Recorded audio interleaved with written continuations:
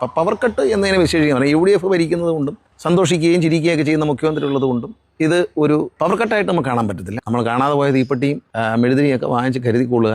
UDFൻ്റെ ഭരണമാണ്. ഇപ്പം ഒരു ദിവസം 5 തവണ 6 തവണയൊക്കെയാണ് പവർ കട്ട്. മറ്റേ നമ്മൾ ജീവിതത്തിൽ കേട്ടിട്ടുള്ള ഒരു അരമണിക്കൂർ പവർ കട്ട് ഒരു ദിവസം. കഴിഞ്ഞ 10 വർഷവും പവർ കട്ടില്ലാതെ മുന്നോട്ട് പോകാൻ ഇടതുമുന്നണി സർക്കാരിന് കഴിഞ്ഞിട്ടുണ്ട്. തമാശയായിട്ടാണ് തോന്നിയത്. ഇതൊരു പവർ കട്ടല്ല. UDF ഭരിക്കുന്നതുകൊണ്ട് ഇത് പവർ കട്ടെന്നതിന് പേര് പറയാൻ പറ്റത്തില്ല. കാരണം സാറിന് ഈ പവർ കട്ട് വളരെ 9 മണി മുതൽ 9:30 വരെ അല്ലെങ്കിൽ 10 മുതൽ 10:30 വരെയൊക്കെയാണ് നമ്മൾ കേട്ടില്ല. ഇത് പുതിയ വിചിത്രമായ പവർ കട്ടാണ്.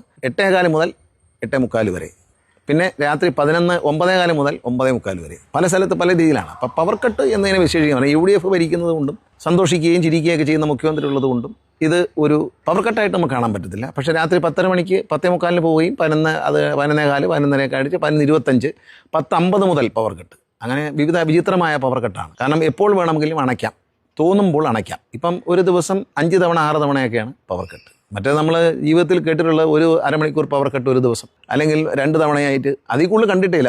ഒരു തവണ അരമണിക്കൂർ പവർ കട്ടാണ് കേട്ടിട്ടുള്ളത്. പക്ഷേ ഇപ്പോൾ ചുരുക്കം പറഞ്ഞാൽ 1, 2, 3 മണിക്കൂർ പവർ കട്ടാണ്. അതിന് ന്യായങ്ങൾ സർക്കാരിൻ്റെ പിടിപ്പുകേട് തന്നെയാണ്. അത് മനസ്സിലാവുന്ന അരിയാഹാരം കഴിക്കുന്ന ആർക്കും മനസ്സിലാവും ഇത് സർക്കാരിൻ്റെ പിടിപ്പുകേട് തന്നെയാണ്. ഒരു സർക്കാരിൻ്റെ നാണംകെട്ട അവസ്ഥ എന്നേ പറയാനൊക്കെ. ഫുട്ബോളിൻ്റെ ഫൈനൽസൊക്കെ വരുമ്പോൾ ലൂസേഴ്സ് ഫൈനലും ഫൈനലിസും വരുന്ന സമയത്ത് ഇത്തരത്തിലുള്ള ദ്രോഹം ചെയ്യാതിരിക്കുന്നതാണ് സർക്കാരിന് നല്ലതെന്ന് എനിക്ക് തോന്നുന്നു. മെഴുതിരി യൂണിറ്റ് തുടങ്ങുക മാത്രമല്ല, എല്ലാവരും മെഴുതിരി വാങ്ങിച്ച് വീട്ടിൽ വയ്ക്കുന്നതാണ്. തീപ്പെട്ടിയും നമ്മൾ കാണാതെ പോയ തീപ്പെട്ടിയും മെഴുതിരിയൊക്കെ വാങ്ങിച്ച് കരുതിക്കൊള്ളുക. UDFൻ്റെ ഭരണമാണ്. പവർ കട്ട് 5 മണിക്കൂർ പോയാലും ചിരിക്കുന്ന മന്ത്രിമാരും പുഞ്ചിരിക്കുന്ന മുഖ്യമന്ത്രിയും ഒക്കെ ഉള്ളതുകൊണ്ട് സന്തോഷമായിട്ട് നമുക്ക് കഴിഞ്ഞുകൂടാം.